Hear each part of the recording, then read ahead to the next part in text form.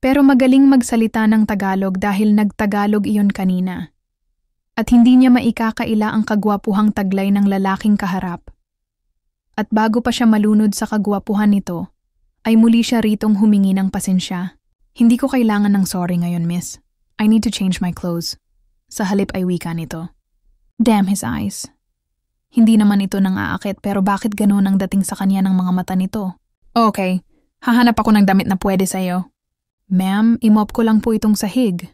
Anang isa niyang crew na may dalang mop. Tumango siya. Please. Thank you. Anya bago muling binalingan ang customer na napurwisyo ng dahil sa kanya. Sir, sa office ka po muna para mahubad mo na yang suot mo at nang hindi ka maglagkitin. Again, I'm sorry. Very apologetic na wika niya. Sure, sang-ayon pa nito na sumunod na sa kanya. Hindi ba magagalit ang manager mo na magpapapunta ka pa sa office ng customer? Tanong pa nito. I'm the owner, Anya Rito. Oh, really? Well, I should have 1 year free coffee from your shop. Nakangisi pa nitong wika. Para bang hindi na big deal ang kung anumang ganap kanina. O sadyang madali lang itong magpatawad. Or alam naman nito na aksidente ang nangyari na pagkakatapon niya rito ng kape? Ganoon pa man ay lubos siyang nagpapasalamat na hindi ito nagwala dahil sa pagkakatapon ng kape rito. Okay sir, sang-ayon niya sa nais nito. Gasino na ba ang isang cup ng kape para dito? 1 cup of coffee per day lang ang free sir. Napatawa ito sa sinabi niya. Pero nakakasampu akong kape sa isang araw. Maang na binalingan niya ito matapos buksan ang pinto ng kaniyang opisina. 10?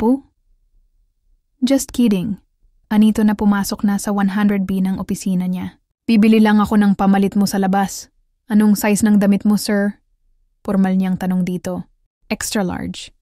Kahit yung white napahinto ito sa pagsasalita ng mahagip ng paningin nito ang isang side ng kaniyang opisina na may mga nakalagay sa plastic na transparent na damit na may tatak ng kaniyang coffee shop. Napasunod ang tingin ni Ferlin sa lalak nang lapitan nito iyon. May extra large ba rito? Tanong pa nito sa kanya. Napalunok siya. Pero sir, may tatak ng coffee shop namin ang mga damit na yan. Souvenir kasi nila iyon sa mga suki ng kanilang shop. At sa mga company na maramihan kung umorder sa kanila ng kape. Hindi yan katulad ng suot ninyo ngayon.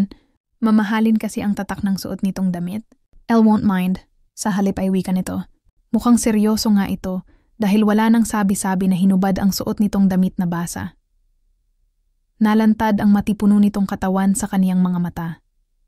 Hindi na naman siya nakakibo dahil sa Animo live show sa kaniyang harapan.